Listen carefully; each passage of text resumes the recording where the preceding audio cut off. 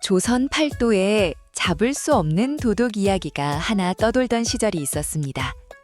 칼을 쓰는 것도 아니요, 담을 넘는 것도 아니라는데 탐관오리의 곳간이 하룻밤새 텅 비고 빼앗긴 백성의 쌀독이 아침이면 그득 차 있더랍니다. 얼굴을 본 자가 아무도 없었습니다. 어제는 눈먼 점쟁이였다가 오늘은 젊은 서생이었다가 잡으려 손을 뻗으면 물처럼 스르르 빠져나갔지요. 그래서 백성들은 이런 별명을 붙였습니다. 꽤 많고 날랜 암여우, 여시. 송화현 고을에 임가라는 고리대금업자가 있었습니다. 쌀 한 대를 빌려주고 이듬해 10대로 받아내는 자였지요.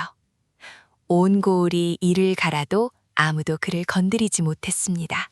그 임가의 집 대문 앞에 어느 날 웬 눈먼 점쟁이 노파가 하나 나타났습니다. 지팡이를 짚고 낡은 무명 두건을 쓴 채 앞지요. 노파는 대문을 향해 혀를 끌끌 차며 중얼거렸습니다. 이 집에 곧 큰 우한이 들겠구나. 재물이 썩어 문드러지고 곳간에 구렁이가 들 쌍이야. 쩌쩌 아까운 재물. 사흘 안에 손을 쓰지 않으면 이 집 주인은 재물과 함께 저승길이 훤하겠어. 그 말을 문틈으로 들은 임가는 대번에 낯빛이 하얗게 질렸습니다. 재물이라면 제 목숨보다 아끼는 자였으니 오죽했겠습니까? 임가는 버선발로 뛰어나와 노파의 소매자락을 붙들었지요. 어르신, 방금 그 말씀이 무슨 뜻이여? 우환이라니, 구렁이라니, 내 재물이 어찌 된다는 말이여? 제발 그 화를 말일 방도를 좀 일러주시오. 사례는 후이하리다. 방도가 아주 없는 것은 아니나 허나이는 하늘의 일이라 함부로 입에 담을 것이 못되네. 정 그러하다면 오늘 밤 자시에 집안의 재물을 모조리 마당 한복판에 꺼내놓게 그 위에 소금을 뿌리고 부정탄 재물의 액을 씻어내야 하네. 단 그동안 집안 사람은 누구도 마당을 엿보아서는 아니 되네. 부정한 눈이 닿으면 액마기가 되레 화를 부르니. 어리석은 임가는 그 말을 고지곳대로 믿었습니다. 그날 밤 자시 임가는 곳간의 재물을 하나도 남김없이 마당에 꺼내놓았지요. 비단이며 녹그릇이며 엽전 꾸러미까지 마당 가득 쌓아놓고는 방문을 꼭 닫아걸고 숨죽여 날이 밝기만 기다렸습니다. 그리고 이튿날 아침, 임가가 방문을 열고 마당으로 나와보니 재물은 온데간데 없고 마당엔 소금만 하얗게 뿌려져 있었지요. 그 소금 위에 여우 발자국 모양이 곱게 찍혀 있었습니다. 임가는 그제야 땅을 치며 통곡했으나 이미 늦은 뒤였지요. 아이고, 내 재물. 점쟁이 그 늙은이가 여시다. 여시한테 당했어. 걔 아무도 없느냐? 여시를 잡아라. 저 여시를 잡아오란 말이다. 그러나 그 눈먼 점쟁이 노파는 이미 온데간데 없었습니다.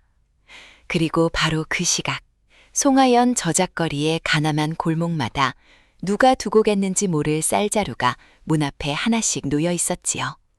굶던 아이들이 오랜만에 흰쌀밥을 먹었고 사람들은 그 쌀을 먹으며 이렇게 수근거렸습니다. 간밤에 또 여시가 다녀갔다고요. 헌데 임가가 그리 긁어 모은 재물이 본디 누구의 것이었냐 하면 때는 세도가 하늘을 찌르던 시절, 벼슬은 돈으로 사고 백성의 곳간은 관가가 긁어가던 그런 때였지요. 임가는 관아 아전과 짜고 나라 곡식인 황곡을 빼돌려 제 것인 양 고리로 놓았습니다. 그러니 그 재물은 애초에 간밤에 쌀자루를 받은 바로 그 사람들의 것이었지요. 그런데 말입니다. 온 고을이 그 여시를 신출기몰한 도깨비쯤으로 여겼으나 그 여시의 정체는 참으로 뜻밖의 것이었지요. 그 눈먼 점쟁이 노파의 두건을 벗기면 그 안에서 나오는 것은 스물 안팎의 눈이 초롱초롱한 젊은 여인이었습니다. 이름은 여울이라 하였지요. 물처럼 흘러 도무지 손에 잡히지 않는다 하여 여울, 사람들이 별명으로 부르던 여시가 바로 이 아이였습니다. 여울은 도수를 부리는 것이 아니었습니다. 축지법을 쓰는 것도 둔갑술을 아는 것도 아니었지요. 그가 가진 재주라고는 딱 4가지. 첫째는 변장이요. 둘째는 남의 목소리를 감쪽같이 흉내내는 성대모사. 셋째는 눈보다 빠른 선속임. 그리고 넷째가 사람의 마음을 읽는 재주였습니다. 탐욕스러운 자의 욕심을, 허영에 들뜬 자의 우쭐함을, 겁 많은 자의 두려움을 여울은 귀신같이 알아보고 그것을 미끼로 삼았지요. 칼 한 번 안 쓰고 사람을 제 발로 함정에 걸어 들어오게 하는 것. 그것이 여울의 진짜 재주였습니다. 이 아이가 어쩌다 이런 재주를 익혔는가 하면 사연은 여울이 아주 어렸을 적으로 거슬러 올라갑니다. 여울은 본디 팔도를 떠돌던 한 유랑 광대패의 딸이었지요.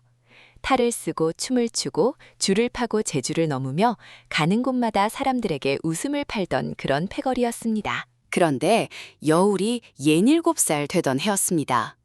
그 광대패가 어느 고을을 지나다 그만 광가에 눈밖에 나고 말았지요. 탐관오리 하나가 광대패에게 없는 죄를 뒤집어 씌우고 가진 것을 죄다 빼앗은 것입니다. 패거리는 뿔뿔이 흩어졌고 여울은 그 난리통에 부모와 그만 생이별을 하고 말았습니다. 다행히 여울은 패거리에 남은 늙은 광대들의 선에서 자랐습니다. 방첨지 영감이 사기의 이치를 가르쳤고 힘 좋은 억새가 큰오빠처럼 지켜주었지요. 여울은 탈을 쓰고 웃으며 자랐으나 그 웃음 뒤에는 늘 한 가지 물음이 있었습니다. 어째서 힘없는 우리 같은 것들만 빼앗기고 흩어져야 하는가? 방첨제 할아버지, 저 관한 아리들은 왜 우리 같은 사람 것만 빼앗아 가요? 나쁜 짓을 하는 건 저들인데 왜 벌은 우리가 받아요? 그러게 말이다. 세상이 원래 그렇게 삐뚤어졌단다, 아가. 힘 있는 놈이 법이고 없는 놈은 그저 당하는 게지. 허나 여울아, 저들이 우리한테서 못 빼앗는 게 딱 하나 있어. 그게 뭔 줄 아느냐? 바로 이 머릿속이란다. 꾀 말이다, 꾀. 주먹으로 못 이기면 꾀로 이기면 되는 게야. 그 말이 어린 여울의 가슴에 씨앗처럼 박혔습니다. 그리고 그 씨앗은 자라 오늘의 여시가 되었지요. 여울은 결심했습니다. 힘없는 백성의 것은 절대 손대지 않겠다. 오직 빼앗는 자의 것만 빼앗아 빼앗긴 자에게 돌려주겠다고요. 그러나 여울은 혼자가 아니었습니다. 이 얼굴 없는 여시의 뒤에는 세상에서 가장 요란하고 정 많은 한 패거리가 있었지요. 여울의 패거리는 모두 넷이었습니다. 저작거리 뒷골목 다 쓰러져가는 패가 하나를 속을 삼아 낮에는 광대로 밤에는 여시의 손발로 살아가는 이들이었지요. 첫째는 앞서 나온 방첨지 영감입니다. 늙었으나 눈은 여전히 매서운 사기의 달인이었지요. 젊어서는 팔도의 노름판을 주름잡았다는데 지금은 여울의 스승이자 판을 짜는 두뇌 노릇을 했습니다. 둘째는 억새였습니다. 황소도 넘어뜨린다는 거구의 차력사인데 덩치는 산만한 것이 마음은 또 어찌나 여린지 길가에 다친 강아지를 보고도 눈물을 뚝뚝 흘리는 사내였지요. 여울아, 오늘도 그 나쁜 놈 곡간 털러 가는 거냐? 내가 담을 넘겨주랴? 아니면 그 놈을 그냥 내가 번쩍 들어다 우물에 거꾸로 처박아 버릴까? 응? 아이고, 억새 오라버니, 그 힘 좀 아껴둬요. 우리는 사람 안 다치게 하는 게 원칙이잖아요. 나리들은 주먹으로 잡는 게 아니라 여기로 잡는 거예요. 그 나리들 욕심보만 살살 건드리면 알아서 제 발로 함정에 걸어 들어온다니까요. 셋째는 3월이었습니다. 이제 12살 된 재빠르고 야무진 계집아이였지요. 망을 보고 소식을 물어오고 사람들 틈을 다람쥐처럼 누비는 패거리의 눈과 귀 노릇을 하는 아이였습니다. 여울을 친언니처럼 따랐지요. 아, 그리고 이 낸 말고도 패거리에는 이따금 드나드는 얼굴이 하나 더 있었습니다. 곰배라는 자였지요. 예전 광대패 시절 함께 굴렀던 옛 동무로 발이 넓어 이런저런 소식을 물어다주곤 했습니다. 정식 식구는 아니었으나 여울은 그런 곰배에게도 턴 것을 늘 나누어 주었지요. 한솥밥 먹던 정이 어디 가겠느냐면서요. 언니, 소식 물어 왔어요. 글쎄, 이번에 새로 온다는 그 현감날이 말이에요. 부임하기도 전부터 벌써 백성들 등골을 빼먹을 궁리부터 한대요. 세도가 아무개의 조카 사위라나 뭐라나. 아유, 벌써부터 냄새가 아주 고약해요. 세도가 끈을 잡은 신임 현감이라. 그거 참 구미가 당기는 표적이로구나. 그런 놈일수록 욕심보가 남산만 하고 욕심이 클수록 우리가 파놓은 함정도 깊이 팔 수 있는 법이지. 여울아, 어찌 생각하느냐? 글쎄요. 아직은 우리 상대가 될지 안 될지 모르니까요. 큰 판을 벌이기 전에 몸이나 좀 풀어볼까요? 마침 요즘 저 아랫장에서 돌륜병에 약이 없는 걸 빌미로 약재를 산더미로 쟁여놓고 10배 값에 파는 못된 약재상이 하나 있다던데. 여울의 눈이 장난스럽게 반짝였습니다. 그것은 새로운 사냥감을 발견한 여우의 눈빛이었지요. 방첨지가 껄껄 웃고 억새가 주먹을 불끈 쥐고 사머리가 폴짝폴짝 뛰었습니다. 자, 여시 패거리의 한바탕 노름이 이제 막 시작되려 하고 있었습니다. 그 못된 약재상은 몰랐습니다. 제 곳간에 산더미로 쟁여둔 약재가 사흘 뒤면 알아누운 저작거리 백성들을 살리는 약이 되어 있으리라는 것을요. 그 무렵 송하연 아랫장에는 곽가라는 약재상이 하나 있었습니다. 마침 고을에 돌림병이 돌자 약재란 약재는 죄다 사들여 곳간에 쟁여놓고 값이 10배로 뛰기만 기다리는 자였지요. 알아놓은 백성이 약 한 첩을 못 구해 죽어나가도 곽가는 눈 하나 깜짝 안 했습니다. 사람 목숨을 흥정거리로 삼는 그야말로 피도 눈물도 없는 자였지요. 여울은 이 곽가를 어찌 골탕 먹였을까요? 역시나 곽가의 가장 큰 약점을 파고들었습니다. 그 약점이란 다름 아닌 더 큰 돈에 대한 욕심이었지요. 어느 날 곽가의 약재 가게 앞에 비단 도포를 걸치고 갓을 삐딱하게 쓴 웬 젊은 상인 하나가 나타났습니다. 말투는 거들먹거리고 손에는 값진 옷가락지를 낀 한눈에도 한양에서 온 큰 약방의 행수처럼 보였지요. 그런데 이 상인이 실은 남장을 한 여울이었습니다. 예서 약재를 쟁여둔 이가 자넨가? 내가 한양 내의원의 약재를 대는 큰 약방에 행수되는 사람일세. 다름이 아니라 이번에 궁에서 급히 약재가 필요하게 됐거든. 값은 부르는 대로 쳐줌세. 지금 이 고을 시세에 그래 세곱절로 쳐주지. 자네 곳간에 약재가 얼마나 있는가? 세곱절이라는 말을 곽가의 두 눈이 화등잔만해졌습니다. 그러나 곽가도 장사치인지라 짐짓 딴청을 부렸지요. 아이고 행수어른, 약재라니요. 요즘같이 돌림병 도는 때에 소인에게 무슨 약재가 넉넉히 있겠습니까? 겨우 여첩될까 말까입니다요. 없으면 그만두게. 윗장 최가한테 가면 되니까. 그자 곳간은 약재가 산더미라던데 새 곱절이 아까우면 내 그리로 가지 뭐. 이런 큰 거래를 마다하다니 자네 복도 참 없군 그래. 이랴! 여울이 돌아서는 신용을 하자 곽가는 기겁을 하고 매달렸습니다.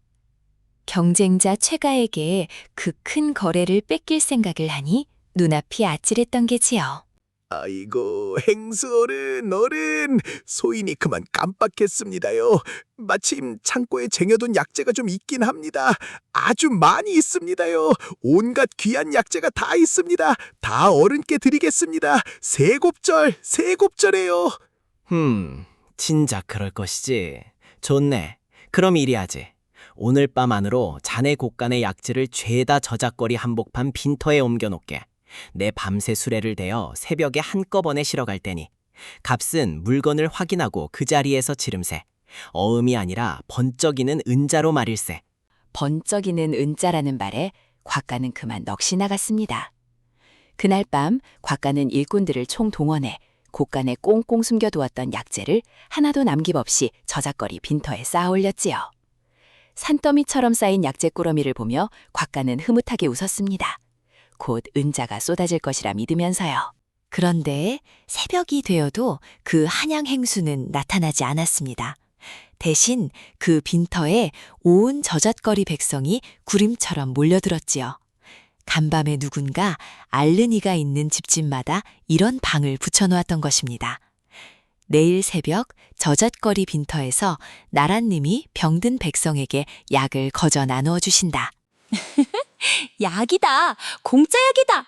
어서 가서 우리의 약 좀 지어오자. 저기 산더미같이 쌓여있네. 어이구, 이게 왜 느느냐? 안 돼. 그건 내 약재야. 내 거라고. 이놈들아, 손대지 마라. 걔 아무도 없느냐? 아이고, 내 약재, 내 재산이 다 없어진다. 그러나 이미 산더미 같던 약재는 백성들의 품속으로 사라진 뒤였습니다. 돌림병에 백성을 죽게 내버려 두던 그 약이 하룻밤새 그 백성을 살리는 약이 된 것이지요. 그날 열에 들떠 앓던 아이들이 오랜만에 약 한 첩을 다려넣고 거짓말처럼 열이 스르르 내렸습니다. 그리고 그 아수라장 한복판을 삿갓을 눌러 쓴 여울이 휘파람을 불며 유유히 빠져나갔습니다. 이렇게 여시 패거리가 몸을 풀고 있을 무렵 송하연에는 정말로 커다란 먹구름 하나가 부임해 오고 있었습니다. 바로 새 현감날이었지요. 새로 부임한 송하현 현감은 성이 황가였습니다. 사람들은 그를 그저 황현감이라 불렀지요. 세도가의 끈을 단단히 잡고 벼슬을 사서 내려온 자로 부임하던 그날부터 그 됨됨이가 훤히 드러났습니다. 황현감이 가마를 타고 고을에 들어서던 날, 그는 길에 엎드린 백성들을 굽어보며 부채로 코를 가린 채 이렇게 혼잣말을 했습니다. 허허, 이런 궁벽한 촌구석에 나 같은 인물이 오게 되다니. 하나 어쩌겠나, 이것도 다 벼슬길의 한 과정인 것을. 그래도 촌구석은 촌구석 나름의 재미가 있는 법이지. 위에서 지켜보는 눈이 없으니 마음껏 곳간을 채울 수 있지 않겠는가. 자, 어디 이 황현감이 이 고을을 얼마나 알뜰히 짜낼 수 있는지 한번 볼까? 황현감의 수탈은 그야말로 거침이 없었습니다. 없는 죄를 만들어 벌금을 몰리고 멀쩡한 다리를 새로 놓는다며 부역을 시키고는 정작 그 돈은 제 곳간으로 빼돌렸지요. 황곡이라 하여 봄에 쌀을 구워주고는 가을에 곱절로 받아내는 것도 예사였습니다. 헌데 그 무렵 사머리가 저잣거리에서 물어온 소문 가운데 묘한 것이 하나 있었습니다. 요즘 남녀 꼬울들을 신분을 감춘 암행어사 하나가 은밀히 돌고 있다는 것이었지요. 물론 그때는 그 소문이 훗날 얼마나 큰 쓸모가 있을지 여시패거리도 그 누구도 미처 알지 못했습니다. 그리고 황현감의 곁에는 조필상이라는 자가 하나 붙어 있었습니다. 현감의 오른팔이자 매관매직을 도맡은 브로커였지요. 벼슬한 자리를 팔아넘기고 그 값의 절반을 제가 챙기는 현감보다 한 수 위의 능구렁이였습니다. 현감나리, 이번에 이방자리 하나가 비었지 않습니까? 그 자리를 탐내는 자가 아랫마을에 셋이나 됩니다요. 소인이 슬쩍 값을 올려 붙여보았더니 서로 더 내겠다고 난리도 아닙니다. 가만히 앉아서 벼슬 하나로 이문을 남기는 이 맛! 나리, 이보다 더한 장사가 세상에 어디 있겠습니까요? 하하하하, 역시 조필상 자네야. 자네 같은 인물이 곁에 있으니 내 이 촌구석 살이도 아주 살만하이. 그래, 백성이란 본디 짜면 짤수록 나오는 걸레 같은 것이지. 마르면 물을 좀 먹여가면서 오래오래 짜내야 하는 법이야. 이렇게 황현감과 조필상이 죽이 착착 맞아 고을을 쥐어짜던 어느 날 저잣거리에 파다하게 퍼진 소문 하나가 두 사람의 귀에도 흘러들어갔습니다. 얼굴없는 도둑 여시가 탐관오리들을 골탕 먹이고 다닌다는 그 소문이었지요. 여시? 여우 같은 도둑년이 있다고? 한낱 좀도둑 하나가 무에 그리 대수라고. 감히 이 황현감의 고을에서 까불어? 잡아들여. 그깟 개집 도둑 하나쯤 당장 잡아다 주리를 틀어놓으면 될 것을. 황현감은 콧방귀를 뀌었지만 여울은 이미 그 오만한 현감을 제 자음 사냥감으로 점찍어두고 있었습니다. 그리고 그 첫걸음은 바로 관아 깊숙한 곳으로 걸어 들어가는 것이었지요. 큰 사냥을 하려면 먼저 사냥감을 잘 알아야 하는 법입니다. 여울은 황현감을 무너뜨리기에 앞서 그자의 비리가 어디에 어떻게 숨겨져 있는지부터 알아내기로 했지요. 그러자면 관아 안으로 직접 들어가는 수밖에 없었습니다. 그리고 여울에게는 그 문을 여는 열쇠가 있었지요. 바로 변장이었습니다. 마침 황현감은 근래 밤마다 이상한 꿈에 시달리고 있었습니다. 곳간의 재물이 구렁이로 변하는 꿈이었지요. 사실 이 꿈 이야기도 사머리가 관아 하인들 틈에 퍼뜨린 소문이었습니다만 겁 많고 미신을 믿는 황현감은 용하다는 무녀를 찾았습니다. 바로 그때 관아 앞에 신통하기로 소문이 자자한 젊은 무녀 하나가 나타났지요. 어허, 이 관아에 살이 끼었구나. 재물이 우는 소리가 여기까지 들리는도다. 현감 나리나리, 지금 손을 쓰지 않으면 그 재물이 죄다 나리를 물어뜯을 것이야. 이 몸이 아니면 이 액을 풀 자가 조선 팔도에 없느니라. 황현감은 그 무녀를 냉큼 관아 안으로 불러들였습니다. 겁에 질린 자에게 이보다 더 좋은 미끼가 없었으니까요. 여울은 무녀 행세를 하며 굿을 한다는 핑계로 관아 곳곳을 제 집 드나들듯 살폈습니다. 어느 방에 무엇이 있는지, 곳간 열쇠는 누가 쥐고 있는지, 그리고 가장 중요한 것, 황현감의 비리 장부가 어디에 숨겨져 있는지를요. 여울은 굿상을 차린다는 핑계로 황현감의 내실까지 들어갔습니다. 그리고 향을 비우고 방울을 흔들며 춤을 추는 척하다가 곁눈질로 방 안을 샅샅이 훑었지요. 이윽고 여울의 눈에 한 가지가 들어왔습니다. 방 한쪽 커다란 병풍 뒤로 벽의 색이 미묘하게 다른 숨겨진 벽장 하나가 있었던 것입니다. 저기로구나. 저 병풍 뒤 벽장. 굿을 하는 내내 현감이 자꾸만 저쪽을 흘끔거리는 걸 보니 겁먹은 자는 제가 가장 아끼는 것 쪽으로 자꾸 눈이 가는 법이지. 옳카니 저 안에 장부가 있어. 무녀. 굿은 잘 되어가는 겐가. 내 재물은 무사한 것이지. 그리고 혹시 요즘 그 여시라는 도둑년이 내 관아를 노린다는 흉한 조짐은 없는가? 어험, 그냥 물어보는 걸세. 나리, 다행히 아직은 큰 화가 미치지 않았소이다. 허나 재물을 탐하는 마음이 지나치면 반드시 여우가 꼬이는 법. 부디 곳간을 조심하시오. 특히 나리께서 가장 은밀히 감추어 둔 것을 가장 조심하셔야 하오. 이 몸은 이만 물러가리다. 사흘 뒤 큰 굿을 한 판 벌여야 하니 그리하시오. 여울은 그렇게 관아 깊숙한 곳의 비밀을 손에 넣고 유유히 걸어 나왔습니다.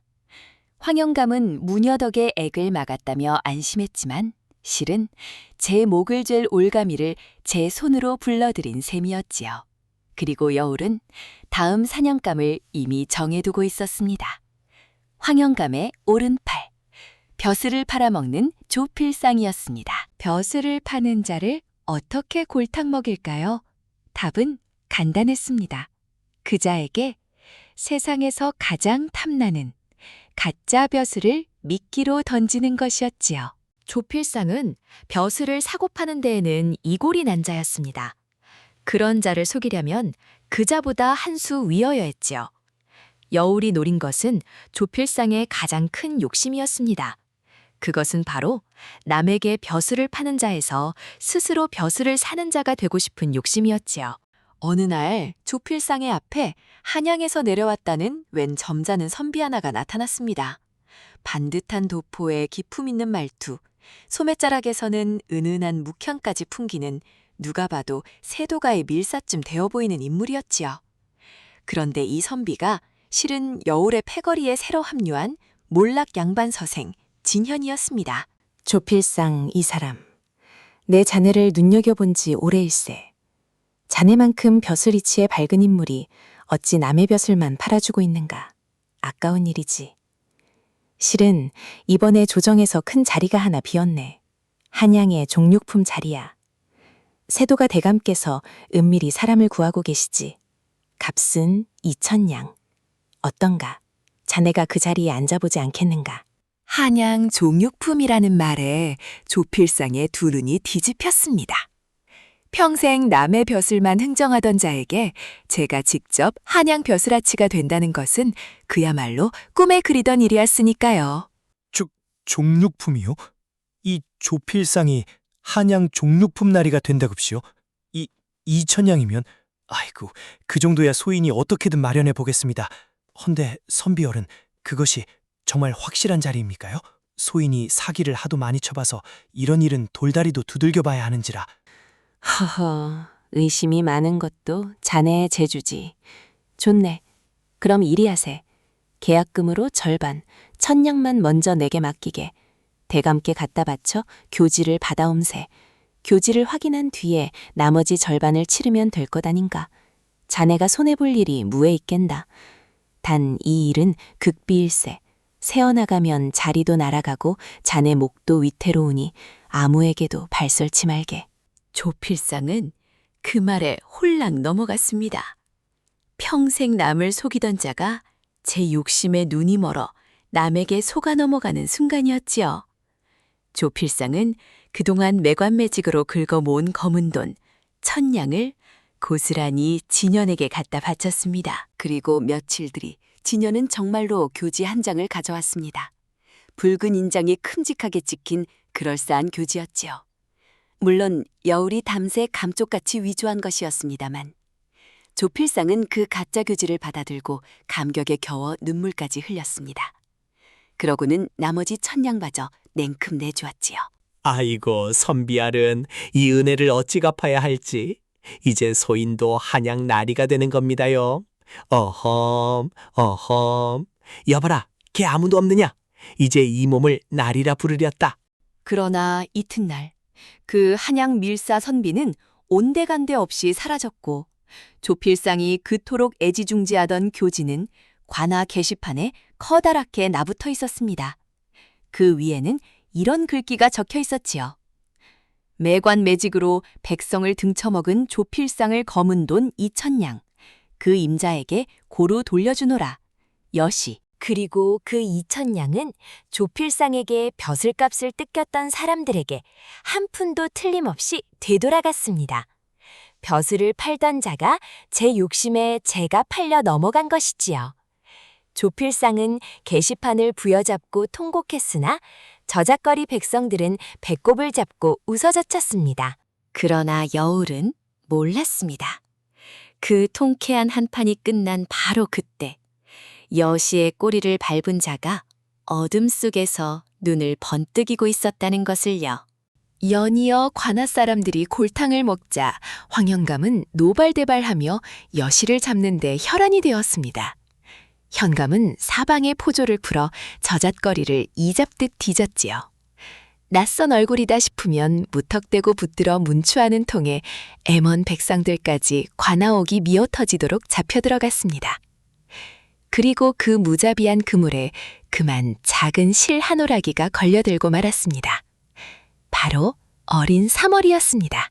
그날 사머리는 조필상 골탕 먹인 뒷소식을 살피러 관아 근처를 어슬렁거리고 있었습니다. 하필 그 삼엄한 때에 낯선 아이가 관아담을 기웃거렸으니 포졸들의 눈에 걸려들지 않을 재간이 없었죠. 여시 패거리인 줄은 저들도 알 리 없었으나 수상한 것은 일단 잡고 본다는 서술에 사머리는 그만 붙들리고 말았습니다. 계속거라. 엿조그만 것이 이 삼엄한 때에 관아담은 왜 기웃거려? 여시 그년의 끈아풀인지 누가 아느냐? 일단 잡아놓고 찬찬히 문초해보면 알겠지. 끌고 가! 나요? 저 아무 짓도 안 했단 말이에요. 놔줘요, 제발. 사머리는 다람쥐처럼 골목을 내달렸으나 사방에서 조여오는 포졸들을 당해낼 수는 없었습니다. 결국 사머리는 관아에 붙들려 옥에 갇히고 말이지요. 어린 것이 차디찬 옥바닥에 앉아 오들오들 떨었습니다. 소식을 들은 여울은 그만 가슴이 철렁 내려앉았습니다. 여울에게 사머리는 그저 패거리의 한 사람이 아니었지요.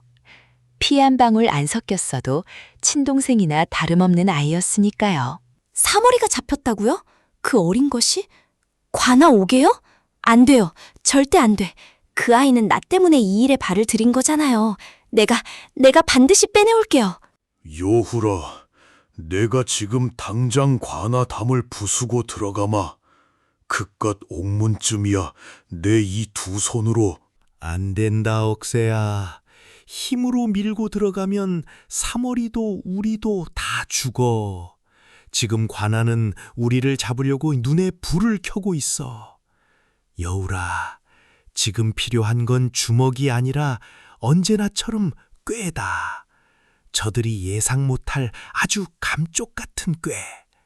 마침 사흘 뒤에 그 무녀가 관아에서 큰 굿을 벌이기로 하지 않았느냐. 게다가 저 겁 많은 현감은 여시 소문에 더럭 겁이 나서 그 액마기 굿을 오히려 더 서두르고 있다더구나. 관아는 그 무녀가 우리 편인 줄은 꿈에도 모르지. 바로 그 굿판을 이용하는 게야. 여울의 눈이 번쩍 빛났습니다. 위기의 순간에 오히려 더 또렷해지는 눈빛이었지요. 그렇습니다. 가장 위험한 순간에 가장 대담한 판을 벌이는 것. 그것이 바로 여시의 방식이었으니까요. 사흘 뒤 관아마당에서는 성대한 탈춤 한 판이 벌어졌습니다. 그리고 그 신명나는 춤사위 속에서 아무도 모르게 놀라운 일이 벌어지고 있었지요. 사흘 뒤 관아마당. 겁 많은 황영감은 액마기 굿을 겸한 큰 탈춤 한 판을 벌이기로 했습니다. 물론 이 또한 무녀로 변장한 여울이 부추긴 것이었지요. 온 고을의 광대들이 관아 마당으로 불려들어왔고 탈을 쓴 광대들의 춤사위가 마당 가득 흥겹게 펼쳐졌습니다. 황영감은 대청마루에 거만하게 앉아 그 춤을 구경했습니다. 설마 이 신명나는 굿판 한복판에서 제옥에 갇힌 죄인이 빠져나가리라고는 꿈에도 생각지 못한 채로요. 탈춤이 무르익어갈 무렵이었습니다. 광대들의 춤이 점점 격렬해지고 북소리가 요란해지자 구경하던 관아 사람들의 눈이 모두 마당 한복판으로 쏠렸지요. 바로 그 틈을 타 억새가 움직였습니다. 거구의 억새가 커다란 문둥이 탈을 쓰고 익살스러운 춤을 추며 슬금슬금 옥사 쪽으로 다가간 것입니다. 사모라, 나다, 억쇠다. 놀라지 말고 가만히 있어라. 지금 빼내줄 테니. 옥을 지키던 포졸들은 넋을 놓고 탈춤 구경에 정신이 팔려 있었습니다. 바로 그때 억새가 슬쩍 품에서 꺼낸 호리병을 포졸들 코앞에 흔들었지요. 방첨지가 조제한 잠이 솔솔 오는 약을 탄 술 냄새였습니다. 이거 왜 이렇게 갑자기 졸리지? 잠깐만 눈 좀 붙였다 가. 포졸 둘이 픽픽 쓰러져 깊이 코를 골자 억새는 커다란 손으로 가볍게 옥 자물쇠를 비틀어 열었습니다. 골아떨어진 포졸들은 옥이 빈 것도 모른 채 새벽까지 잠들 것이었지요. 그 사이 사머리의 손에는 여울이 미리 준비해둔 아이 광대의 탈과 알록달록한 옷 한 벌이 쥐어졌습니다. 탈을 쓰고 옷을 갈아입은 사머리는 이제 여느 아이 광대와 조금도 다를 바 없었지요. 탈춤 대열 속에 섞여 있던 여울이 그 작은 광대를 자연스럽게 제 곁으로 끌어들였습니다. 수십 명 광대가 똑같은 탈을 쓰고 어우러진 춤판 속에서 누가 하나 늘었는지 줄었는지 알아챌 자는 아무도 없었으니까요. 사머리는 언니의 손을 꼭 잡은 채 춤을 추며 관아 문을 향해 흘러갔습니다. 언니, 나 무서웠어. 정말 무서웠어. 잘 참았다, 우리 사머리. 이제 됐어. 조금만 더 춤추면 돼. 언니만 믿어. 자, 웃어. 웃으면서 나가는 거야. 우린 광대잖니. 이윽고 탈춤한 판이 끝나고 광대들이 왁자하게 관아문을 나설 때 그 무리 속에 여울과 사머리도 감쪽같이 섞여 있었습니다. 황영감은 흡족하게 박수를 치며 광대들을 배웅했지요. 제 옥에서 죄인이 빠져나간 줄도 모르고 말입니다. 관아를 한참 벗어나 인적 없는 고갯마루에 이르러서야 여울과 사머리는 탈을 벗었습니다. 그리고 두 사람은 서로를 부둥켜 안고 울다가 웃다가 웃다가 또 울었지요. 무사히 사머리를 되찾은 여시 패거리. 그러나 기쁨도 잠시 그날 밤 패거리에게 가장 뼈아픈 배신이 찾아왔습니다. 사머리를 구해낸 그날 밤이었습니다. 여시 패거리에게는 곰배라는 옛 동무가 하나 있었지요. 예전에 광대패에서 함께 굴렀던 발이 넓은 자였습니다. 그동안 소식통 노릇을 하며 이런저런 정보를 물어다 주던 자였는데 바로 그 자가 그만 황영감이 내건 현상금에 눈이 멀고 말았습니다. 미안하네 여울이. 내가 그 현상금이 너무 커서 그만 자네들 소굴이 어디인지 관아에 그만 발설하고 말았네. 지금 포졸들이 이리로 몰려오고 있어. 어서 피하게. 이건 내가 그래도 마지막 정으로. 곰배 아저씨, 우리가 언제 아저씨를 굶긴 적 있었어요? 턴 곳은 늘 나눠 먹었잖아요. 어떻게 우리를... 그러나 원망할 겨를도 없었습니다. 멀리서 관아 포졸들의 횃불이 몰려오고 있었으니까요. 여시 패거리는 오랜 세월 정든 그 소굴을 그날 밤 급히 버리고 달아나야 했습니다. 가까스로 몸을 피해 당도한 곳은 성 밖 낡은 폐사였지요. 그리고 이튿날 아침, 온 고을 곳곳에는 여시 패거리를 잡으라는 수배령이 큼직하게 나붙었습니다. 그림 솜씨 좋은 자가 그렸다는 억새의 얼굴이며 사머리 똘의 계집아이를 잡아들이라는 방문이며 내걸린 현상금은 웬만한 고을 원님 1년 녹금과 맞먹었지요. 이제 여시 패거리는 대낮의 저작거리엔 얼씬도 할 수 없게 되었습니다. 변장이든 탈이든 그 무엇으로도 온 고을이 저희를 찾아 눈에 불을 켠 판이었으니까요. 여시의 미천인 그 저작거리가 통째로 막혀버린 셈이었습니다. 그날 밤 폐사에 꺼져가는 모닥불 앞에 패거리 넷이 말없이 둘러앉았습니다. 정든 동무에게 배신을 당하고 보금자리마저 잃고 온 고을에 얼굴이 나붙었으니 그야말로 패거리 최악의 밤이었지요. 그 중에서도 가장 무너져 있는 것은 어린 사머리였습니다. 다 나 때문이에요. 내가 그때 관아를 디웃거리다 잡히지만 않았어도 언니가 날 구하러 그 위험한 판을 버리지도 않았을 거고 곰배 아저씨한테 속을도 안 읽혔을 거잖아요. 언니, 나 같은 건 그냥 두고 가지 그랬어요. 여울아, 사머리 탓이 아니다. 이번엔 정말 판이 너무 큰 것 같아서 그런다. 상대는 세도가 끈을 잡은 현감이고 우린 쫓기는 신세고 이젠 저잣거리에 발도 못 붙여. 그냥 이 고울을 뜨자. 여기서 더 버티다간 너까지 잡혀갈까봐 나는 그게 무섭다. 패거리의 눈이 모두 여울에게로 쏠렸습니다. 포기하고 도망칠 것인가 아니면 여울은 한참을 말없이 꺼져가는 불씨를 바라보았습니다. 그러다 곁에서 흐느끼는 사머리의 어깨를 가만히 감싸 안았지요.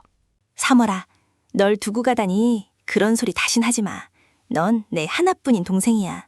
그리고 이건 네 탓이 아니야. 우리가 나쁜 게 아니라 저 황영감이 나쁜 거잖아. 있잖아, 나는 여기서 도망 안 갈래. 우리가 지금 꽁무니를 빼면 저자는 또 다른 고을에서 누군가의 사머리를, 누군가의 억새를 짓밟을 테니까. 그리고 나 이제 알겠어요. 저 관아 곳간에 쌓인 건 우리가 아니라 이 고을 백성 전부가 빼앗긴 거예요. 그러니 이건 이제 우리 패거리만의 원한이 아니라 온 고을의 일이에요.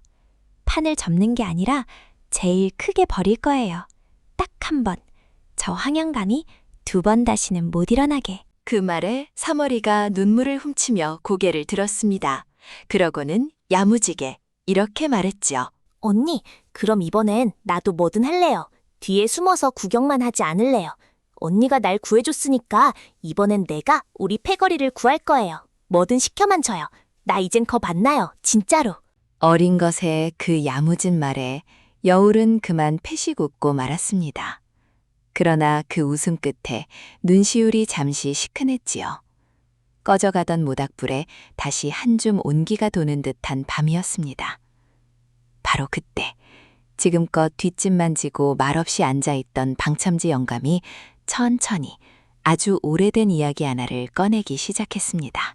그 늙은 사기꾼의 입에서 흘러나온 옛 이야기가 무너졌던 여시 패거리를 인생 최대의 판으로 이끌 한 가닥 빛이 될 줄은 그때는 아무도 몰랐지요. 꺼져가던 모닥불 앞에서 방첨지 영감이 긴 한숨을 내쉬었습니다.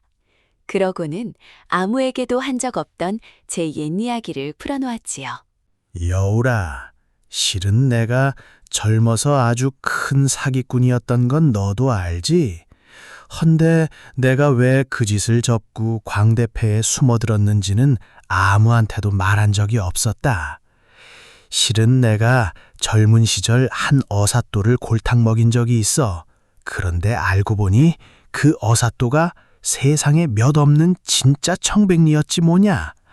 백성을 위하는 참된 관리를 내가 도둑놈인 줄 알고 건드린 게야. 그럼 그 어사또는 어떻게 됐어요? 그 어른이 오히려 나를 살려줬단다. 그러면서 이러시더구나. 자네 그 재주, 백성을 등치는 데 쓰지 말고 백성을 구하는 데 써보게. 나는 그 말이 부끄러워서 여태 도망만 다녔던 게야. 헌데 이제 보니 여울이 네가 그때 그 어른이 나한테 바라던 그 일을 하고 있더구나. 방첨지는 품에서 낡은 신표 하나를 꺼냈습니다. 그 옛날 청백리 어사가 방첨지에게 남긴 정표였지요.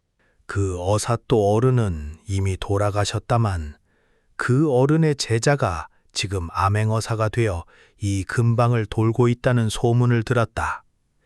이 신표를 보이면 그 어른이 우리 이야기를 들어줄 게야. 여울아, 우리가 아무리 황영감을 골칵 먹여도 그건 그때뿐이야. 그자를 진짜로 끝장내려면 그자의 죄를 만천하에 드러내서 나라의 법으로 벌하게 해야 한다. 우리가 판을 짜서 그 죄를 암행어사 앞에 낱낱이 펼쳐 보이는 게야. 그 말에 여울의 머릿속에서 흩어져 있던 조각들이 하나의 커다란 그림으로 맞춰지기 시작했습니다. 관아 병풍 뒤에 숨겨진 비리장부, 황영감의 끝없는 탐욕, 그리고 이 근방을 도는 암행어사까지. 이 모든 것을 하나로 꿰면 그야말로 여시 인생 최대의 판이 완성되는 것이었지요. 됐어요. 그림이 다 그려졌어요. 우리가 황영감의 죄를 훔쳐내는 게 아니라 황영감이 제 죄를 제 손으로 세상에 자랑하게 만드는 거예요. 그것도 하필 암행어사 바로 앞에서요. 방첨지 할아버지, 억새오라버니, 삼어라. 우리 마지막으로 딱 한 판만 세상에서 제일 크고 신나는 노름을 벌여봐요. 그리하여 여시 패거리는 인생 최대의 판을 짜기 시작했습니다.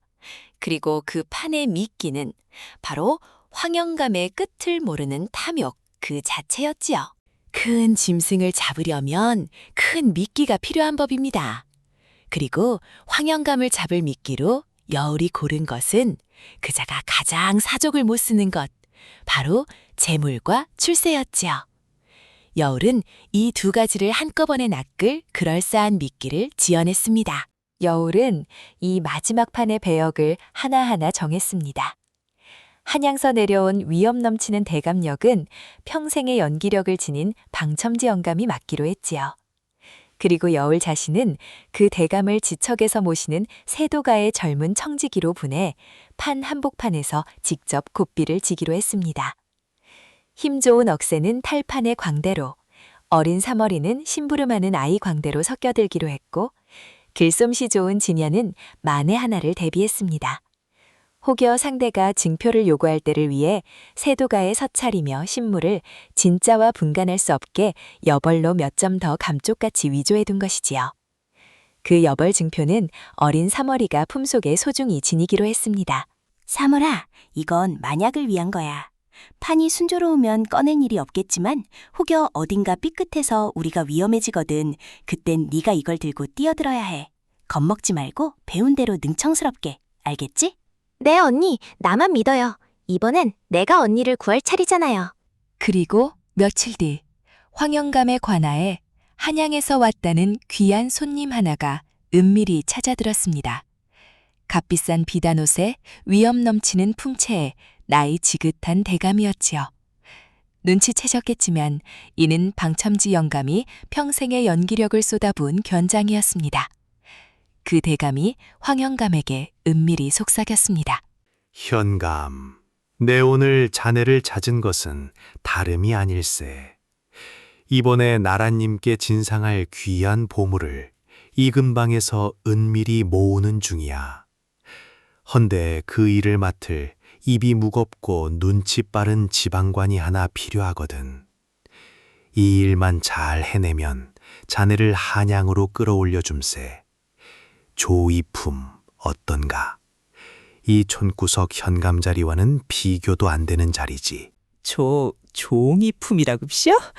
대감, 그 일을 소인에게 맡겨주십시오. 소인이 목숨을 걸고 해내겠습니다. 헌데 그 진상할 보물이라는 것이 대체 어떤 것들이언지. 쉬, 나라님께 올릴 것이니 최상품이라야 하네. 금부치, 은자, 값진 비단, 진귀한 서화. 자네가 이 고을에서 끌어모을 수 있는 가장 귀한 것들을 사흘 뒤 보름밤에 관아창고에 한데 모아두게. 내 직접 사람을 보내 확인하고 한양으로 실어 갈 테니. 그리고 이 일은 극비 중에 극비일세. 자네가 그동안 따로 모아둔 것이 있다면 그것도 함께 내놓게. 나라님께 충성을 보이는 기야. 알겠는가? 따로 모아둔 것? 그 말에 황영감의 얼굴이 잠시 굳었습니다. 그것은 곧 백성을 쥐어짜 빼돌린 검은 재물을 뜻하는 것이었으니까요. 그러나 종이품 벼슬에 눈이 먼 황영감은 이내 그 검은 재물까지 몽땅 내놓기로 마음먹었습니다. 더 큰 것을 얻기 위해서라면 아까울 것이 없었던 게지요. 그래, 이 촌구석에서 푼돈이나 긁던 것과는 차원이 다르지. 종이품이라니. 그동안 빼돈인 재물이야 한양 가서 다시 10배로 채우면 그만이야. 좋다, 다 내놓자. 곳간에 숨겨둔 것도 병풍비 그 장부에 적힌 것도 전부 보름밤 창고에 쌓아놓는 게야. 바로 이것이 여울이 노린 순간이었습니다. 황영감이 제 손으로 제가 빼앗은 모든 증거를 한자리에 모아놓게 만드는 것. 탐욕이라는 미끼는 이토록 무서운 것이었지요. 그리고 그 보름밤, 여시 패거리의 마지막 노름이 온 고을을 무대로 펼쳐질 참이었습니다. 보름달이 두둥실 떠오르던 그 밤, 송화현 온 고을이 여시가 짜놓은 거대한 탈판 위에 저마다 제 배역을 맡고 서 있었지요. 그러나 그 완벽해 보이던 판에도 아무도 예상 못한 구멍이 하나 있었지요. 드디어 보름밤이 밝았습니다. 황양감은 그 한양 대감의 지시대로 관아 창구에 제가 끌어모은 온갖 재물을 산더미처럼 쌓아 올렸습니다. 백성을 쥐어짠 곡식이며 빼돌린 은자며 뇌물로 받은 서화까지, 그리고 무엇보다 그 모든 비리가 낱낱이 적힌 병풍 뒤에 숨겨두었던 그 검은 장부까지 함께 말입니다. 황영감은 곧 종이풍 벼슬이 제 손에 들어올 생각에 싱글벙글 웃으며 창고를 지켰습니다. 그런데 이 창고 주변에는 그날따라 웬 광대패 하나가 흥겨운 탈춤을 벌이고 있었지요. 보름맞이 굿이라 했습니다. 북이 울리고 꽹과리가 울리고 온 고을 사람이 구경하러 몰려들었습니다. 그 탈춤 대열 속에는 커다란 탈을 쓴 억새와 재바른 아이광대 사머리가 아무도 모르게 섞여 있었지요. 그 신명나는 탈판이 무르익어갈 무렵이었습니다.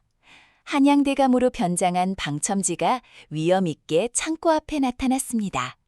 그 곁에는 대감을 지척에서 모시는 젊은 청지기 하나가 공손히 따랐지요. 반듯한 차림에 또박또박한 말씨의 그 청지기가 실은 변장한 여울이었습니다. 그리고 조금 떨어진 곳에는 여울이 데려온 진짜 손님 하나가 평범한 길손 차림으로 조용히 서 있었지요. 바로 방첨지의 예심표를 보고 찾아온 진짜 암행어사였습니다. 이윽고 방첨지가 황현감에게 은근히 청했습니다. 나라님께 올릴 진상 목록과 그동안 이 고을을 알뜰히 다스린 공을 대감인 자기 앞에서 직접 소상히 아뢰어 충성을 증명해 보이라고요. 종이품에 눈이 먼 황현감은 옳다구나 하며 제 죄가 낱낱이 적힌 그 장부를 막 펼쳐들려 했습니다. 그런데 바로 그 순간이었습니다. 현감 곁에 붙어있던 조필상이 아까부터 그 한양대감을 자꾸만 흘끔흘끔 미심쩍은 눈으로 훑어보고 있었지요. 매관매직으로 한양 벼슬아치를 숱하게 상대해본 자인지라 어딘가 미묘하게 걸리는 것이 있었던 겁니다. 나리 잠깐만요. 소인이 여태 한양 대감들을 여럿 모셔봤습니다만 처 대감마님 어쩐지 말심이어 풍채가 진짜 사대부 같지가 않습니다요. 게다가 처 수염 언저리가 나리 돌다리도 두들겨봐야 하는 법입니다. 대감마님 실례가 안 된다면 정령 세도가에서 오셨다는 그 증표를 이 자리에서 한번 보여주시지요. 순간 판이 얼음창처럼 얼어붙었습니다. 세도가의 신물을 지금 이 자리서 내보이라니 그것은 애초 판에 없던 요구였지요. 방첨지의 능청스러운 얼굴에도 여울의 침착한 눈빛에도 아주 잠깐 서늘한 그늘이 스쳤습니다. 현감마저 의심에 물들어 대감을 향한 눈초리가 점점 싸늘해졌지요. 10수년 공들인 판이 마지막 한 걸음을 앞두고 그대로 무너져 내리기 직전이었습니다. 무엄하다? 감히 대감마님을 의심해? 내 놈이 한낱 치고라전 주제에 한양 세도가의 법도를 알기나 하느냐? 대감마님이 신물을 어디 함부로! 청지기 나리. 말로만 그러실 게 아니라 그 신물 한번 보여주시면 될 일 아닙니까? 떳떳하시다면 무에 그리 어려우신지요? 여울이 아무리 위엄으로 눌러도 사기에 이골이 난 조필상은 좀처럼 물러서지를 않았습니다. 방첨지도 여울도 지금 이 자리엔 그 신물이 없었지요. 들통이 나느냐 마느냐 그야말로 칼끝에 선 순간 바로 그때였습니다. 팔판 한쪽에서 망을 보던 어린 사머리가 그 위태로운 낌새를 누구보다 먼저 알아챈 것입니다. 만에 하나 판이 삐끗하고든 네가 이걸 들고 뛰어들어라. 언니의 그 당부가 사머리의 머릿속을 번개처럼 스쳤지요.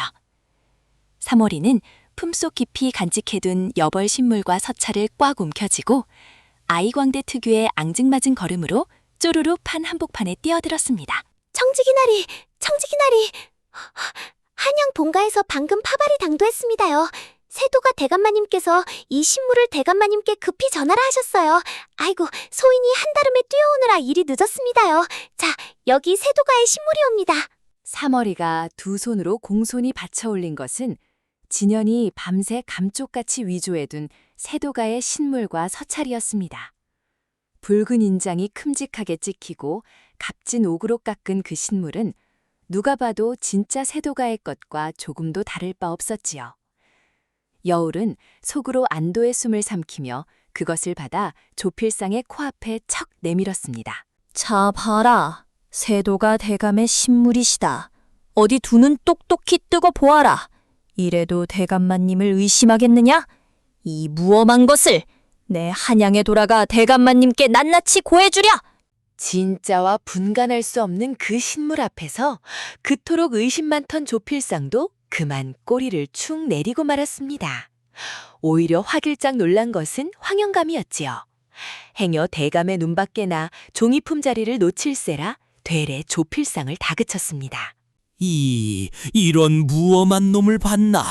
조필상 니놈, 감히 대감마님을 의심해? 냉큼 무릎 꿇고 빌지 못할까? 대감마님, 아래 것이 미혹하여 큰 결례를 범했습니다. 부디 너그러이 용서하소서.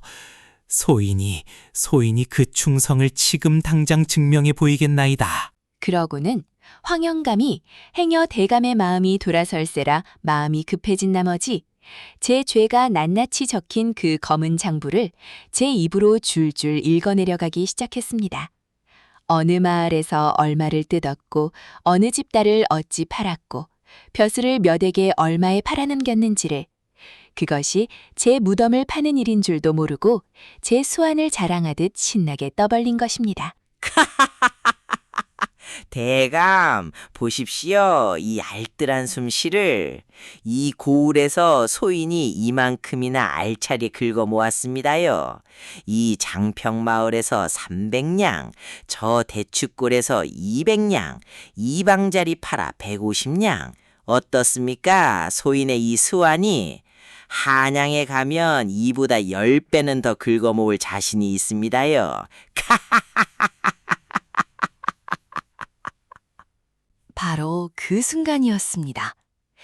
조용히 지켜보던 그 길손이 품에서 무언가를 꺼내 번쩍 지켜들었습니다. 달빛에 마패가 서슬퍼렇게 빛났지요. 암행어사 출두요!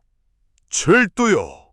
그 한마디에 온 고을이 얼어붙었습니다. 그리고 세상에서 가장 우쭐대던 얼굴 하나가 순식간에 흑빛으로 변해갔지요. 암행어사 출두요! 그 벼락 같은 외침에 관아마당은 일대 아수라장이 되었습니다.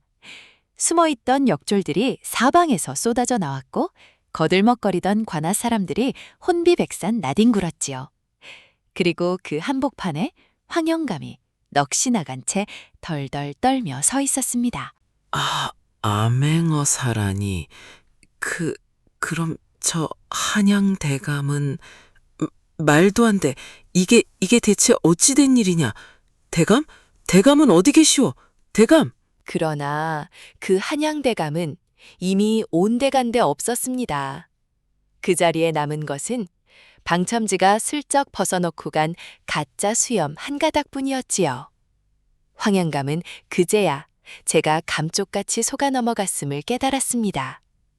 제 손으로 제 모든 죄를 암행어사 앞에 고스란히 펼쳐 보였다는 것을요. 황가야, 내 죄를 네가 아느냐?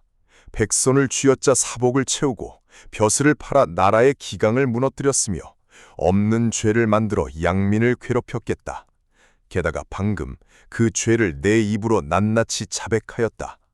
여기 네가 손수 적은 장부가 그 증좌이니라. 여보라, 이 탐관오리를 당장 오라에 묶어라. 이럴 수가. 내가 이 황연감이 한낱 광대 패계집한테... 아니야, 억울하오. 나는 세도가 아무개 대감의 조카 사위란 말이오. 대감께 기별만 하면... 그 세도가 대감께서도 곧 나라의 부름을 받게 될 것이다.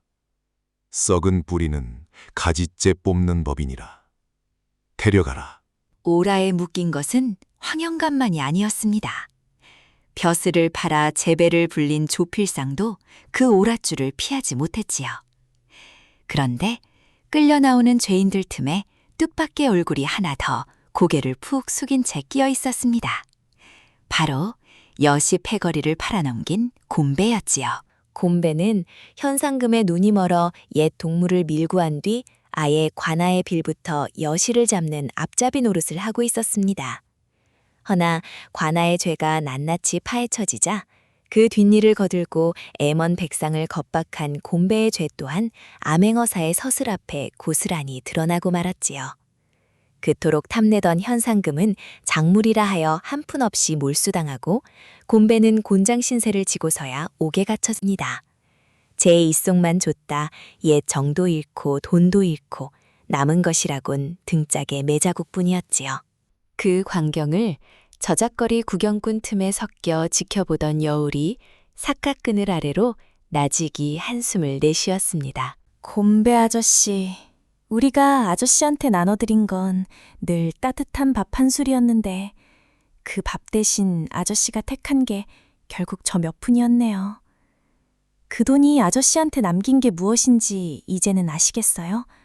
부디 다음번엔 정을, 돈에 팔지 마세요.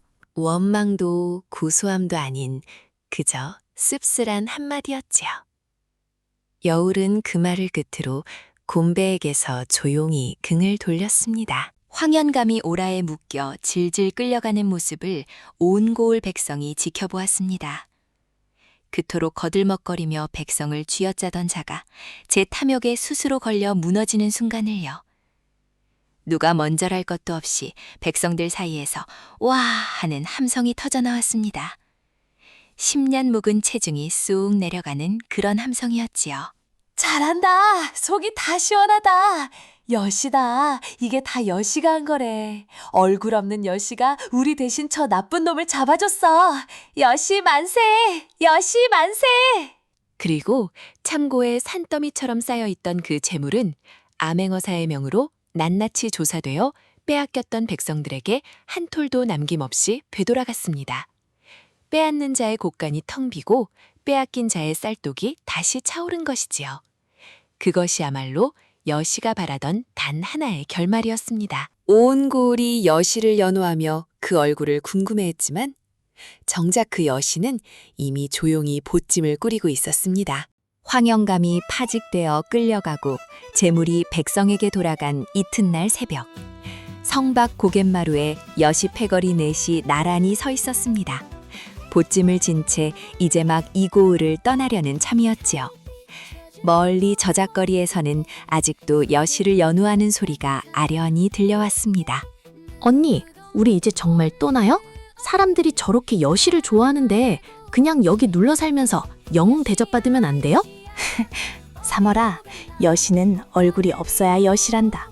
우리가 여기 눌러 앉아 얼굴이 알려지면 그 순간 여시는 그냥 쫓기는 도둑이 되는 거야. 그리고 말이야, 세상엔 아직 저 황영감 같은 자들이 파먹는 고을이 수두룩하거든.